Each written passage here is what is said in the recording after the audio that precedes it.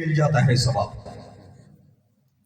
اب نبی کریم صلی اللہ علیہ وسلم نے جب امامت شروع کروائی، نبی کریم صلی اللہ علیہ وسلم امام ہے، پیچھے مقتدی حضرت آدم علیہ السلام ہے، امام نبی کریم صلی اللہ علیہ وسلم ہے، پیچھے مقتدی حضرت نوح علیہ السلام ہے، امام ہمارا نبی کریم صلی اللہ علیہ وسلم ہے، پیچھے نماز پڑھنے والا ابراہیم خلیل اللہ ہے، پیچھے نماز پڑھنے والا اسماعیل ذبیح اللہ ہے، پیچھے نماز پڑھنے والا عیسیٰ روح اللہ ہے، پیچھے نماز پڑھنے والا موسیٰ کلیم اللہ ہے۔ جب اللہ رب العزت نے اپنے محبوب صلی اللہ علیہ وسلم کو مہربانی عطا کی، فضل والا مہربانی والا معاملہ فرمایا، تو اللہ رب العزت نے محبوب کے واسطے سے باقی انبیاء کو بھی دے دیا۔ یہی وجہ ہے حضرت آدم علیہ السلام کا کلمہ پڑھا گیا، لا الہ الا اللہ، آدم صفی اللہ، رسول اللہ نہیں کہا گیا، باوجود اس کے کہ وہ بھی رسول ہے۔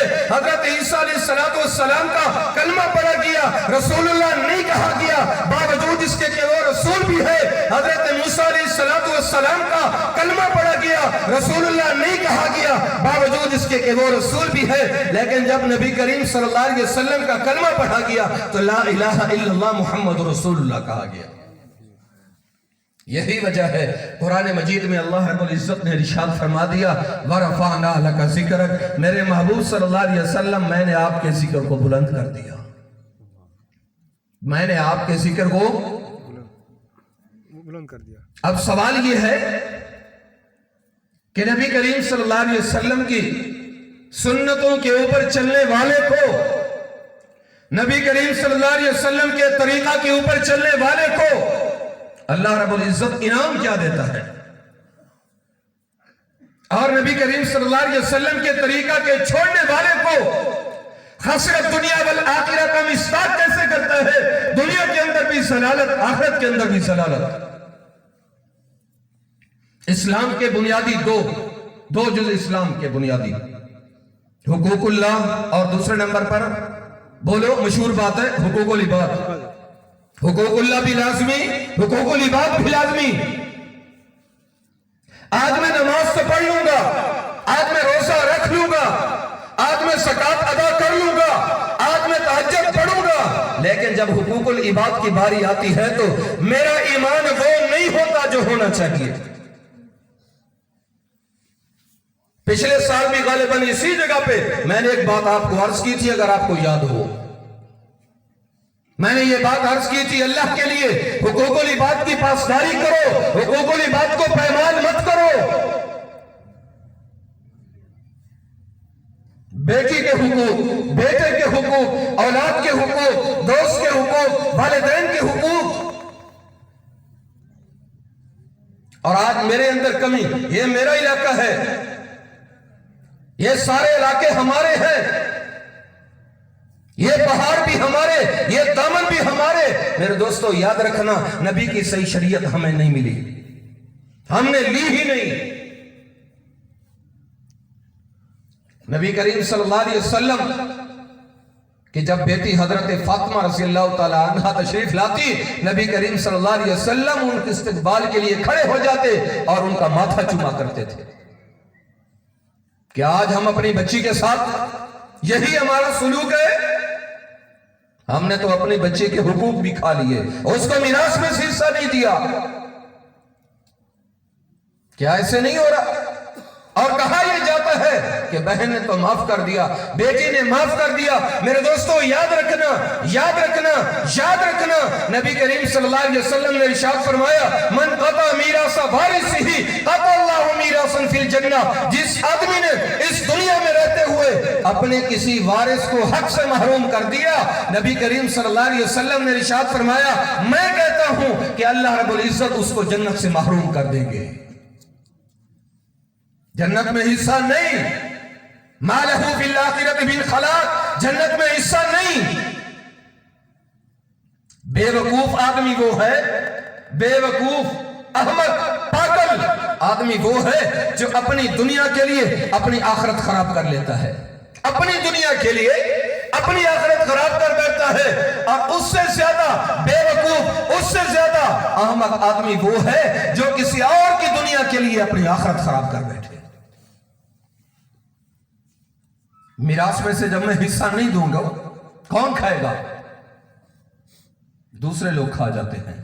دوسروں کی دنیا کے لیے میں نے اپنا حصہ جنت کے اندر جو تھا وہ ختم کر دیا.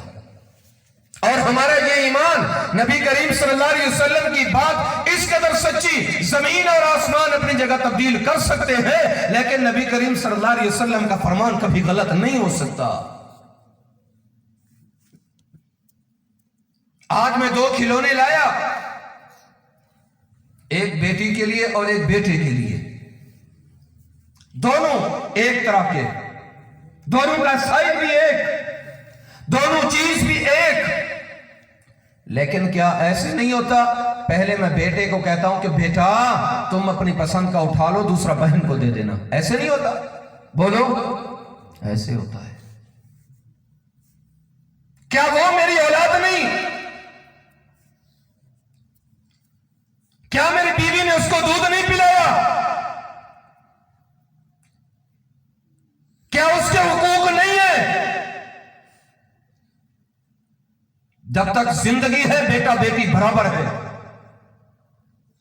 اور پھر دوسری بات، اگر کچھ دنوں کے بعد پہلے بیٹے نے اپنی چیز پسند کر لی، دوسرا بہن کو دے دیا کھلونا، اور اگر کچھ دنوں کے بعد بیٹے نے اپنی چیز پھینک ڈالی، اس کو پسند نہیں آئی، بیٹی سے چھین کے بیٹے کو دے دیا جاتا ہے بیٹا تو لے. کیا وہ تمہاری بچی نہیں؟ جب ایک بچی کو یاد رکھنا، جب ایک بچی کو گھر میں عزت نہ ملے، جب ایک بچی کو گھر میں تحفظ نہ ملے، جب اس کا باپ اس کو تحفظ نہ دے بلکہ اس کو حقوق کو پائمال کرے، اس کا بیٹا اپنی بہن کے حقوق کو پائمال کرے، میرے دوستو یاد رکھنا، کوئی لفنگا آدمی، کوئی پاساری آدمی اس کی بیٹی کو پیار کے 2 بول کہہ دے، وہ باپ کی پگڑی اچھال کے اسی کے ساتھ چل دیتی ہے. اللہ کے لیے اگر اپنی عزت بچانی ہے، اگر اپنا کردار بچانا ہے، اگر اپنی پگڑی کو برقرار رکھنا ہے، اور اگر میں یہ چاہتا ہوں کہ میری پگڑی اونچی رہے، میں کسی کے سامنے سر نہ جھکاؤں، اللہ کے لیے بیٹی کے حقوق کو تلف نہ کروں، بیٹی کے حقوق کو تلف نہ کروں. اللہ کے لیے ان باتوں کو سمجھیں، ان باتوں کو سمجھیں. یہ معاملات بہت خطرناک ہیں. دنیا چند دن کی ہے میرے دوستو، یہ ختم ہو جائے گی، اور لافانی ایسی آخرت آنے والی ہے اس کی کوئی حد و حساب نہیں ہے. میرے دوستو دنیا میں ہم اپنے حساب کتاب برابر کر لیں. اللہ رب العزت سے دعا ہے اللہ رب العزت ہمیں نبی کریم صلی اللہ علیہ وسلم کی سنت کے مطابق زندگی پر زندگی چلانے کی توفیق عطا فرمائے. اپنے آپ کو ہم نیکی کے سانچے میں ڈھال لیں. صحابہ کرام رضوان اللہ تعالی علیہم اجمعین کا طریقہ، فقہائے کرام، اولیاء کرام کی قدر دانے کی توفیق عطا فرمائے. وآخر دعوانا ان الحمدللہ رب العالمین.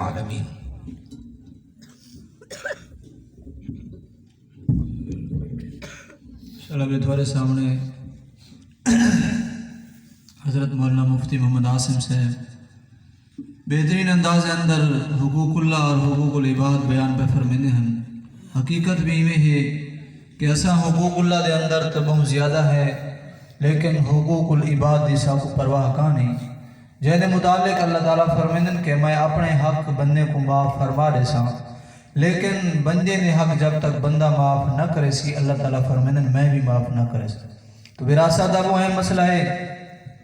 سارے ہی پٹی دے اندر، ہی علاقے دے اندر وراثت کے آدمی اپنی بیٹی کو محروم کر دیں دے اور ساری جائیداد بیٹے دے نامے کر دیں دے. یہ سراسر ظلم ہے اور زیادتی ہے. اور بھیرا اپنی بہن کو آدم کہ تم اپنے ابے دا حصہ وراثت گھندی یا نہ، شریعت دا مسئلہ نہیں بلکہ شریعت دا مسئلہ ہے. علماء بیٹھن تھے تو کو بذات نہ لسیسن کہ جتنی وراثت گن دیئے اپنی بھیڑ دے قبضے دے اندر دے دو، ولا دیکھو کہ بھیڑ تو کو وراثت والا مال دے دی یا نہیں دے دی. صرف کی میں مٹی لہامان علی گال نہیں، شریعت دا مسئلہ ہے. اساں نے اندر کمی کو ہتائی نہ کروں. جی میں علماء، جی میں قرآن، جی میں اسلام، جی میں شریعت آدھی اساں وراثت اور حقوق العباد کو میں ادا کروں. تو میرے دوستو تمہارے سامنے مفتی محمد عاصم صاحب بیان پہ فرمینے ہیں. ہن بلا تاخیر ان سارے علاقے دے معروف و مشہور نعت خواں مدائے صحابہ و اہل بیت عبدالرؤف برادران صاحب تشریف فرمائیں. مانو کو دعوت دے سان تو کو آکے نعتیہ کلام سنے سے انہیں آمد کے پہلے ذرا بیداری دا ثبوت لو تاکہ انہیں کو پتہ لگے بھی یہ بھی بیدار بیٹھن اور جلسہ سنائے بیٹھن. انہیں بعد انشاءاللہ سارے مہمان خصوصی حضرت مولانا قاری اجاز الحق قونسوی صاحب کو آکے تو اپنا مفصل بیان سنے سے. نعرہ تکبیر، زور دا ذرا نعرہ تکبیر، شان رسالت، شان صحابہ، عظمت قرآن، نعرہ تکبیر. تمہارے سامنے شان صحابہ، مداح صحابہ عبدالرؤف برادران صاحب نعت کلام پیش کرے سے.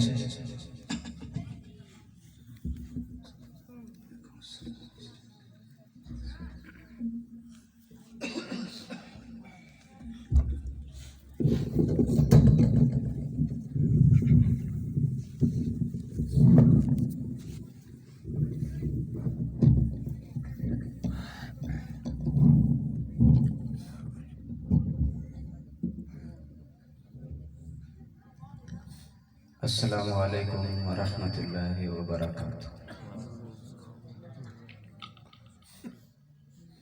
جیڑے حضرات راضی بیٹھے ہو